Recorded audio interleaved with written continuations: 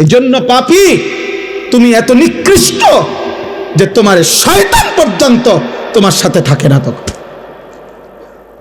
জন্য জেনাকার, ব্যভিচারী, অসভ্য নোংরা ছবি দেখো, উলঙ্গ নাচ দেখো, সুদ খাও, ঘুষ খাও, কিস্তি নাও, হারাম খাও, জেনা করো, ব্যভিচার করো, মদ খাও, জুয়া খেলো, হারাম উপার্জন করো, সন্ত্রাসী করো, চাঁদাবাজি করো, ছিনতাই করো, রাহাজানি করো। আল্লাহর কসম ওই পাপের মুহূর্তে শয়তানও তোর সাথে থাকে না। শয়তান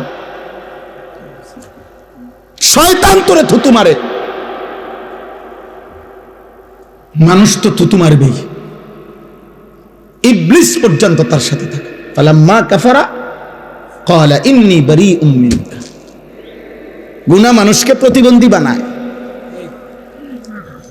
হ্যাঁ, অব্যাহত পাপ, লাগাতার গুনাহ মানুষকে প্রতিবন্ধী বানায় ফেলে, মানসিক ভারসাম্যহীন, মাতাল বানায় ফেলে। তার আর বিবেক বুদ্ধি কাজ করে না। মাতাল যারা, মানে নেশা করে, মদ খায়, মাতাল, ওদের কি থাকে না? বিবেক বোধ। আচ্ছা, তো এটা দলিল কি? লাআমরুকা ইন্নাহুম লাফি সাকরাতিহিম ইয়ামাহুন। আল্লাহ তাআলা বলছে, বন্ধু আপনার জীবনের কসম, এই নাফরমানরা তারা তাদের গুনার অবাধ্যতার মধ্যে মাতালের মতো ডুবে আছে। আল্লাহ কোরআন বলছে, গুনাহ মানুষকে মাতাল বানায়, গুনাহ মানুষকে প্রতিবন্ধী বানায়। গুনাহ একটা সময় আর বিবেক বোধ কাজ করে না। ছেলেটার বুঝেই না যে এটা এখানে মানাবে কিনা। ওই এখান দিয়ে সারাক্ষণ গাড়ি যাইতেছে, ওই সাইডে দিয়ে বইয়া পেশাব করতে আছে।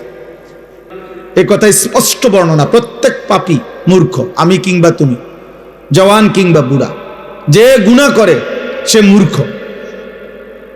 কুল্লু মান আসাল্লাহ ফাহুয়া জাহিল, তাফসীরে ইবনে কাসিরের মধ্যে আছে। যে আল্লাহর নাফরমানি করে সে মূলত মূর্খ, জাহেল, অজ্ঞ, আহম্মক। এজন্য কোরআনুল কারীম পাপীদেরকে, নাফরমানদেরকে কোথাও বলছে লা ইয়াকিলুন, ওদের আকল নাই। কোথাও বলছে লা ইয়াফকাহুন, ওরা কিছুই বোঝে না। কোথাও বলছে লা ইয়ালামুন, তারা কিছুই জানে না, কিছুই জানে না। কোরআনুল কারীমে আল্লাহ তাআলা বলছে আমাদের সবাইকে যে, হে আমার বান্দা, তুমি একটু খবর নাও, চারিদিকে খোঁজ লাগাও, এই পৃথিবীর ইতিহাস দেখো, আমার পৃথিবীতে দেখো, খবর নাও। আর খবর নিলেই দেখবা ফানজুরু কাইফা কানা আকিবাতুল মুকাদ্দিবিন, যুগে যুগে মিথ্যাবাদীদের পরিণতি কি হয়েছে, খবর নাও। ফানজুরু কাইফা কানা আকিবাতুল মুফসিদিন, দুনিয়ার মধ্যে যারা বিশৃঙ্খলা, ফাসাদ, অন্যায়, অনাচার করত, তাদের পরিণতি কি হয়েছে দেখো। ফানজুরু কাইফা কানা আকিবাতুল মুনজারিন, দুনিয়াতে যাদেরকে আমি আল্লাহর পক্ষ থেকে ভয় দেখানো হয়েছিল জাহান্নামের, আখিরাতের, অথচ পাত্তা দেয় নাই, তাদের পরিণতি কি হয়েছে দেখো। ফানজুরু কাইফা কানা আকিবাতুল লাযিনা মিন ক্বাবলিহিম, তোমাদের পূর্ববর্তী নাফরমানদের পরিণতি কি হয়েছে দেখো। আল্লাহ তাআলা বলছে, জিজ্ঞেস করো নমরুদের কি হয়েছিল, জিজ্ঞেস করো ফেরাউনের কি হয়েছিল, জিজ্ঞেস করো কারুনের কি হয়েছিল, জিজ্ঞেস করো নূহ আলাইহিস সালামের কওমকে পানিতে ডুবাই দিল কেন, খবর নাও লূত আলাইহিস সালামের জাতিকে জীবন্ত মাটির নিচে উল্টা দাফন করে দিল কেন, খবর নাও শুআয়ব আলাইহিস সালাম, সালেহ আলাইহিস সালাম, এই দুই নবীর উম্মতকে ফেরেশতার বিকট চিৎকার দিয়ে ধ্বংস করে দেওয়া হলো কেন, খবর নাও ইবলিস শয়তান, তাকে বিতাড়িত করা হলো কেন। আল্লাহ তাআলা বলে, তুমি খবর লাগাও, তাইলে তো তুমি শুনবা কি কারণে এরা এত ঘৃণিত হলো। আজ হাজার হাজার বছর পরে পৃথিবীর মানুষ ফেরাউনের নামে কোন কুত্তার নামও রাখে না কেন? নমরুদ এই নামটা এতটা ঘৃণিত যে কোনো মানুষ কোনো জানোয়ারের নামও রাখে না। আবু জাহেল এতটা ঘৃণিত যে পৃথিবীর মানুষ কোনো কুত্তার নামও রাখে না। আবু লাহাব এতটা ঘৃণিত যে পৃথিবীর মানুষ কোনো কুত্তা জানোয়ারের নামও আবু লাহাব রাখে না। কেন এমন হলো? এটা কোরআনে আল্লাহ বারবার এই জন্য, ফানজুরু, দেখো দেখো বান্দা, খবর লাগাও। আওয়ালাম ইয়াসিরু ফিল আরদ, আমার জমিন ঘুরে ঘুরে দেখো, এই পৃথিবীর ক্ষমতাধররা কোথায়, এই পৃথিবীর জালেমরা কোথায়, এই পৃথিবীর অহংকারীরা কোথায়, এই পৃথিবীর নষ্ট নারীরা কোথায়, এই পৃথিবীর রূপ যৌবন সৌন্দর্য বিক্রি করত ওই অসভ্য চরিত্রহীন রমণীরা কোথায়? এই পৃথিবী জুলুম করত, অন্যায় করত, খুন করত, সন্ত্রাসী করত, ওই নিকৃষ্ট ডাকাতরা কোথায়? খবর না। পৃথিবী তাদেরকে কখনো স্মরণ করে কিনা? কারো কলিজায় তাদের প্রতি কোনো হারামখোর, মদখোর, নেশাখোরের প্রতি কারো দিলে কোনো ন্যূনতম শ্রদ্ধাবোধ আছে কিনা? তুমি দেখো, তুমি দেখো, তোমরাও দেখো ভাই। তোমরা যারা এখন ছেলেরা এই যেই সমস্ত বেঈমানের মতো চুল রেখে তোমরা ফ্যাশন করছো, ওই বেঈমানকে কেউ শ্রদ্ধার সাথে স্মরণ করে কিনা? তুমি দেখো। আমি যার মতো রাখছি সেই সাহাবায়ে কেরামকে তো মানুষ শ্রদ্ধার সাথে স্মরণ করে। তোমরা যারা দাড়িবিহীন, তো দাড়িবিহীন কোনো মানুষকে পৃথিবীতে কেউ শ্রদ্ধার সাথে স্মরণ করে এমন কোন ফাসেক তার নাম বলো? দাড়িওয়ালা নবী সাল্লাল্লাহু আলাইহি সাল্লামকে তো মানুষ কলিজা দিয়া ভালোবাসে। দাড়িওয়ালা আবু বকর, ওমর, ওসমান, আলীকে তো মানুষ কলিজা দিয়া ভালোবাসে। তো তুমি দেখো, আমার কথা হইলো যাররা পরিমাণ ভাইয়া ন্যূনতম বিবেক কাজে লাগাও। যে আমি যার মতো সাজলাম তার একটা যুক্তি তো আছে, যে আমার এটা অনুসরণীয় কেন, আমি কেন পছন্দ করলাম, আমি এই চুল পছন্দ করলাম কেন, এই চেহারা পছন্দ করলাম কেন, আমি এই পোশাক কেন পছন্দ করলাম, আমার চয়েস হইল কেন, এর পিছনে ন্যূনতম একটা যুক্তি থাকতে হবে, একটা ব্যাখ্যা তো থাকতে হবে। সেই ব্যাখ্যাটা কি? সেই যুক্তিটা কি? বলো না বাপ, একজন বলো, একটা ছেলে বলো। আব্বা, সারাদিন যাদের মোবাইলে জীবন কাটে নারী ছবি দেখে, এই জীবনটা তোমার এভাবে যে চলতেছে, এটার উপরে তোমার কি ফায়সালা, মানে কি ভাবনা? তুমি এভাবে কোথায় যাইয়া পৌঁছবা? এক ওয়াক্ত নামাজ যাদের কপালে জোটে না, নাফরমান, অসভ্য, বেয়াদব, বেনামাজি, তুমি কোথায় গিয়ে থামবা আব্বা? তোমার মতো চরিত্রহীন, তোমার মতো চরিত্রহীন কোথায় গিয়ে থামবা? একদিন কি শেষ হবে না? এই হায়াত, এই রাত শেষ হবে না? এই যৌবন শেষ হবে না? এই জন্য এটা জরুরি। চলো ভাই, বুঝতে শেখো, ভাবতে শেখো, ভাবতে শেখো। আত্ম উপলব্ধি বড় নিয়ামত। আমি প্রায় বলি এ কথা, আজকেও বলছি, যে কমপক্ষে বাপ, জওয়ান, বুড়া, নারী, পুরুষ রাতের বেলা ঘুমের আগে এই পৃথিবীর সবাইরে ভুলে বাদ দিয়া 1 মিনিটের জন্য হলো নিজেকে নিয়ে কল্পনা করা উচিত। আমি আনিস, আমার জীবনটা আজকের সারাদিনে যেমনে চলছে, আমি কি করলাম, কি হারাইলাম, ভালোটা কি করলাম, মন্দটা কি করলাম। আমি একজন মানুষ, আমি একজন মুসলমান, আমার কিছু দায়িত্ব ছিল কিনা, আমার সৃষ্টিকর্তা আমাকে কিছু বলেছেন কিনা, আমার নবী সাল্লাল্লাহু আলাইহি ওয়াসাল্লাম আমার জন্য কিছু বলেছেন কিনা, আজকে সারা দিনে আমার আল্লাহর বিধান যা ছিল আমি তা পালন করেছি কিনা। এ কমপক্ষে নিজের সাথে আল কাইয়িসু মান দানা নাফসাহু ওয়া আমিলা লিমা বা'দাল মাউত। নবী সাল্লাল্লাহু আলাইহি ওয়াসাল্লাম বলেন, বুদ্ধিমান সে যে তার নিজের হিসাব করে এবং মৃত্যু পরবর্তীর জন্য আমল করে। ওয়াল তানজুর নাফসুম মা কদ্দামাত লিগাদ। আল্লাহ তাআলা বলেন, হে মুমিন, আমি আল্লাহ তোমাকে বলছি বান্দা, তুমি প্রতি মুহূর্তে লক্ষ্য করো, খেয়াল করো যে আজকের দুনিয়া থেকে আগামী কালকের আখিরাতের জন্য তুমি কি পাঠিয়েছো। ওই যে দেখেন, ওই ভাইকে দেখেন, ওই দেখেন, ওই মোবাইলটা ধরে, ওই ফালতু মিয়া, চলে যান মিয়া, উঠে যান মিয়ান থেকে, বাইরে গিয়ে ছবি উঠান মিয়া, সিএনজি ছবি উঠান, আবার হাসে মূর্খের মতো। এখন ভাল লাগছেনি লজ্জা পাইয়া? আমি তো নিষেধ করছি রে ভাই, আমি সুন্দর করে বলছি কিনা বলে? তো তাহলে তেড়ামি করলেন কেন? আমি তো জবরদস্তি করে বসাই নাই, আমি তো অনুমতি দিছি। আব্বা, কেউ চলে গেলে আমার কোনো আপত্তি নেই। আমি সেই আনিসুর রহমান, এই মুরাদনগরের গলিতে গলিতে আমার মনে আছে, আমি 4 জন শ্রোতার সামনে 2.5 ঘন্টা 3 ঘন্টা বয়ান করছি। 10 জন শ্রোতার সামনে আমি 3 ঘন্টা বয়ান করছি, কোনো অসুবিধা নাই। আল্লাহর কথা একজনকে বললেও নেকি হয়, আমার সওয়াব দরকার, আমার নেকি দরকার। ব্যাপক পরিচিতি দিয়ে আমি কিতা করব? মনে করেন 1 কোটি মানুষের সমর্থন দিয়ে বা আমি কর্মীটাকে আমি দিয়ে কিতা করব? আমার দরকার নাই তো। আমি তো কোনো প্রার্থী না, আমার কোনো মার্কা নাই তো, তাহলে আমি সমর্থন দিয়ে করবো কি? বুঝেন নাই কথাটা? আমার আসলেই কোনো মার্কা নাই, কোনো মার্কার পক্ষে আমি প্রচারণাও করি না, তো তাহলে আমি সমর্থন দিয়ে করবো কি? তা আল্লাহ আমাদেরকে বুঝ দান করে। ঠিক আছে ভাই, বাইরে চিন্তা করে না ভাই, সবাই চিন্তা করে কুলান। আমরা কি পুরা কোম্পানি মধ্যে লয়ে বইছি নি কেন? তাহলে আমরা সবাই চিন্তা করে কুলান যেত। এই যে কয়জন বসছেন এই কয়জনই শুনে, আল্লাহ আমাদেরকে তৌফিক দান করে।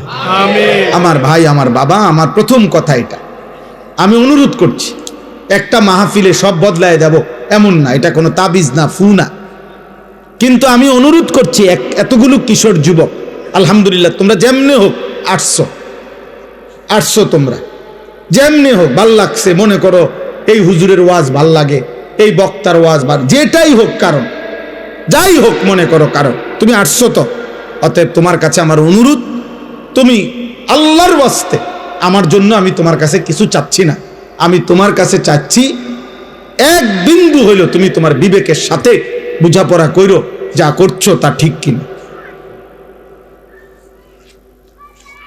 আল্লাহ যার সৃষ্টিকর্তা, নবী মুহাম্মদ সাল্লাল্লাহু আলাইহি সাল্লাম যার রাসূল, কোরআন যার কিতাব, ইসলাম যার ধর্ম, তো তোমরা যেভাবে চলছো সে এভাবেই চলা উচিত কিনা, এটাই যদি তোমার বিবেকের কাছে প্রশ্ন শুনো, তোমার কাছে তোমারে দিলাম, প্রত্যেকটা কিশোর যুবক তোমার বিবেকের কাছে তোমাকে দিলাম। মনে রাখো আব্বাস, বড় আফসোসের বিষয় হলো এরকম অসংখ্য অগণিত যুবক তোমরা আছো, কিশোর, যাদের কপালে একজন অভিভাবক যে তোমারে আল্লাহর দিকে ফিরাবে, যে তোমারে গুনাহ থেকে বাঁচাবে, যে তোমারে হারাম ছবি, নারী, জিনা, ব্যভিচার, মদ, জুয়া, অশ্লীলতা, বেহায়াপনা, কাফের বেঈমানদের চুল চেহারা, আহা নাফরমানির জীবন থেকে তোমারে ফিরাবে। অসংখ্য ছেলে তোমাদের কপালে, এমন একজন মুরব্বী অভিভাবক কেউ জোটে না, যার কারণে জীবনটা এলোমেলো, নিজের মতো করে আর কতক্ষণ চলা যায়। আমরা কিতাবে পড়ছি, শেখ সাদি রহমতুল্লাহ আলাই, পৃথিবী বিখ্যাত বুজুর্গ ছিলেন, আল্লাহর ওলি, শেখ সাদি রহমতুল্লাহ বলেছেন, ইন্না মিন আযমি নিআমিল্লাহ আলা আবদিহি আন ইউওয়াফিকাহু লিসুহবাতিল আখিয়ার।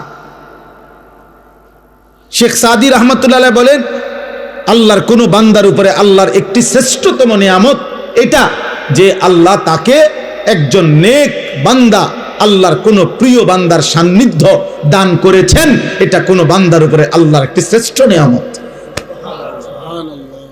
তার জীবনে একজন ভালো মানুষ জুটছে, যে তারে টেনে ধরছে, না তুমি এটা করতে পারবা না, না তুমি এটা ছাড়তে পারবা না। এরকম অসংখ্য অগণিত বিষয়, যে তাকে টেনে ধরে, যে তাকে শুধরায়া দেয়, যে তাকে ঠিক করে দেয়, যে তাকে আল্লাহর পথে আগায় দেয়।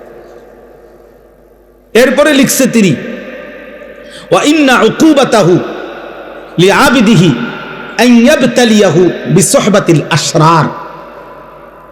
আর আল্লাহর শাস্তি তার কোন বান্দার উপরে দুনিয়ায় একটি শাস্তি এটা, যে আল্লাহ তাকে কোন মন্দ লোকের সান্নিধ্য দিয়ে মুসিবতে ফেলে দিছে। আহারে, তার বন্ধুই হলো চরিত্রহীন, এবার সে বাঁচবে কেমনে? তার 24 ঘন্টার সঙ্গী বড় মোবাইল, এবার সে বাঁচবে কেমনে? তাই যার লগে চলে তে সারাক্ষণ বিড়ি খায়, এ ভালো হবে কেমনে? এ যার সাথে চলে এই অসভ্য, এই মানুষরূপী পশু দাঁড়াইয়া পেশাব করে, তো এ তার থেকে কিছু শিখবে কেন? বুঝো নাই ভাই? না না, ঠিক চিৎকার দাও, তুমি বুঝতে শেখো। আমি সমর্থন চাচ্ছি না, আবারও তো বলছি, এটা আগেই বললাম, সমর্থন চাচ্ছি না, তোমার বিবেক চাচ্ছি, অনুভূতি চাইতেছি আব্বা, অনুভূতি। আমার ফিকির এটা। মাওলানা ইয়াহিয়া নিশ্চয় বলছে, মাওলানা ইয়াহিয়া, আমরা সারাদিন, সারা বছর, সারা সপ্তাহ কিশোর যুবকদের জন্য আর কি করতে পারি আমাদের সাধ্যমতো মুসলিম কিশোর নওজওয়ানকে গুনাহ থেকে ফেরানো, আল্লাহর দিকে ফিরানো, ওদেরকে পাক নাপাক ন্যূনতম প্রয়োজন পরিমাণ ওযু, নামাজ, সূরা, কেরাত, দোয়া, কালাম শিখানোর জন্য আর কি করা যায়, এর জন্য সারাদিন ফিকির করি। ও ফিকির করো তো আমার ছাত্র, আমার এই সুখ দুঃখের, আমার যেই কিশোর যুবকদেরকে নিয়ে কার্যক্রমের মূল সঙ্গী সে। আল্লাহ তাকেও হায়াতে তৈয়্যিবা আফিয়া দান করেন। তো বললাম এই জন্য যে আমার ভাই, এটা তোমরা অনেকের কপাল মন্দ, যার কারণে তুমি 365 দিনে তোমারে কেউ একবার বলে নাই কি রে ফুত, তো মুসলমানের সন্তান ফজরের নামাজ পড়ো না? চিন্তা করেন, এই বদনসিবের কপালে এমন একজন মানুষ জুটে নাই যে তাকে এই কথাটা বলবে। এই বদনসিবের কপালে এটা জোটে নাই কেউ বলবে তারে যে কিরে বাবা, তুমি মুসলমানের বাচ্চা, এটা কেমনে বেঈমানের মতো চুল রাখলা কেমনে? কেউ নাই তার একজন অভিভাবক। কে তাকে বলবে যে বাবা, মুসলমানের সন্তান, পেশাব করে পানি নিতে হয়, টয়লেট পেপার ব্যবহার করতে হয়? কে তাকে বলবে যে বাবা, সারা রাত উলঙ্গ ছবি দেখা, নর্তকী দেখা, এ তো জাহান্নামীদের কাজ হইতে পারে, ইমানদারের কাজ হইতে পারে না। এই জন্য দোস্ত আমার, বন্ধু আমার, ওলামায়ে কেরামের সান্নিধ্য গ্রহণ করো, মসজিদের ইমাম সাহেবের সান্নিধ্য গ্রহণ করো, আশেপাশে নেককার আলেমদের আসা যাওয়া করো, জীবনটা বরকত হবে। তোমার মতো তুমি চইল না, অসৎ বন্ধুর মতো তুমি চইল না, কষ্ট পাইবা। কোরআনুল কারীমের মধ্যে আছে, কিয়ামতের দিন আল্লাহ বলবেন ফেরেশতাদেরকে, উহশুরুল লাযীনা যালামু ওয়া আযওয়াজাহুম ওয়া মা কানু ইয়াবুদুন মিন দুনিল্লাহ ফাহদুহুম ইলা সিরাতিল জাহিম। আহা, কিয়ামতের দিন আল্লাহ বলবে, ফেরেশতারা হাসরের এই ময়দান থেকে প্রত্যেকটা পাপীকে আরো 2 জন সঙ্গী সহ একসাথ করো, 3 জনকে একসাথ করো, 1 পাপী, 2 ওয়া আযওয়াজাহুম, ওই পাপ কাজটি তার সঙ্গী যে ছিল, যার সঙ্গী হয়ে, যার সঙ্গ নিয়ে সে এই গুনার কাজটা করত, ওরও একসাথ করো। ওমা কানু ইয়াবুদুনা মিন দুনিল্লাহ, এবং এই পাপ এবং গুনার কাজ করতে গিয়ে সে আমি আল্লাহকে বাদ দিয়ে যার উপরে ভরসা করত, আমার নেতা আছে, আমার কর্মী আছে, আমার দল আছে, আমার ক্ষমতা আছে, আমার সম্পদ আছে, আমার টাকা আছে, আমার বাড়ি গাড়ি আছে, আমাকে বংশ বড়, আমার ফলাফাইন আছে, কিছু না কিছু একটার উপরে ভরসা করে, আমার শরীর আছে, আমার স্বাস্থ্য আছে। আল্লাহর কসম, প্রত্যেক পাপী, আমি কিংবা তুমি, পাপ করার মুহূর্তে তার একটা না একটা আস্থা আছে কারো উপরে, আল্লাহকে বাদ দিয়া, নাহলে হে নাফরমানি করছে কেমনে? আল্লাহ বলবেন ফেরেশতাদেরকে, ওরও ডাকো, এই 3 নাফরমানকে একসাথ করো, পাপী, পাপীর সঙ্গী, এবং পাপ কাজে সে যার উপরে ভরসা করছে, যার উপরে নির্ভর করছে। আল্লাহ বলবেন ফেরেশতারা 3টা নাফরমানকে একত্র করে ফাহদুহুম ইলা সিরাতিল জাহিম, জাহান্নামের রাস্তা দেখায় দাও। এজন্য তুমি কারো গুনার নির্ভরশীলতা হইও না, তোমার উপরে ভর করে যেন সে গুনাহ না করে। তুমি কাউরে গুনার রাস্তা আগায় দিও না। মদের আড্ডা, জুয়ার আড্ডা, নারীর আড্ডা, জিনার আড্ডায় তুমি আগায় দিও না। আল্লাহ আমাদেরকে মাফ করে দেন, আমিন। কোরআনুল কারীমের মধ্যে আছে, প্রত্যেক পাপী পাপ করার পূর্ব মুহূর্ত পর্যন্ত, ছেলের আব্বা শোনো, প্রত্যেক কবিরা গুনাহ, যে কবিরা গুনাহ করে, শিরিক করে, কুফর করে, মদ, জুয়া, চুরি, ডাকাতি, সুদ, ঘুষ, বেপর্দা, বেহায়া, কিস্তি, হারাম, নারী, ছবি, অশ্লীলতা, গান, বাদ্য, উলঙ্গতা, বেহায়াপনা, আল্লাহর নাফরমানি করে, আল্লাহর কসম, কোরআনুল কারীমে সূরা হাশরের মধ্যে আছে, প্রত্যেক পাপী পাপ করার পূর্ব মুহূর্ত পর্যন্ত ইবলিস, শয়তান তার সাথে থাকে। যখনই সে পাপ শুরু করে, চোর যখন চুরি শুরু করে, ব্যভিচারী জেনা যখন শুরু করে, সুদখোর যখন সুদের টাকা গণে, ঘুষখোর যখন ঘুষের টাকা হাতে নেয়, লম্পট যখন চরিত্রহীনতা শুরু করে, নাফরমান যখন উলঙ্গ ছবি, মদখোর যখন মদের বোতল হাতে নেয়, শিরিককারী যখন শিরিক করে, মূর্তি পূজক যখন মূর্তি পূজা করে, মানে প্রত্যেক পাপী যখন পাপ শুরু করে, আল্লাহর কসম, আল্লাহ কোরআনে বলছে, ইবলিস শয়তান তার থেকে তৎক্ষণাৎ সরে যায়, সরে যায়, শয়তান তার থেকেও সরে যায়। মানুষ তো দূরে থাক, শয়তান পর্যন্ত বলে ইন্নী বারীউম মিনকা, আমি তোর থেকে মুক্ত, ইন্নী আখাফুল্লাহ রাব্বাল আলামিন, আমি বিশ্বাস করি যে পাপের কারণে আযাব আসে, হতে পারে তোর উপরে আযাব আসবে, আর আমি যদি তোর সাথে থাকি ইবলিস, আমার উপরেও আযাব আসবে, এই জন্য আমি তোর থেকে সরে গেলাম, তোর নাফরমানি তুই কর। কোরআন শরীফের আয়াত।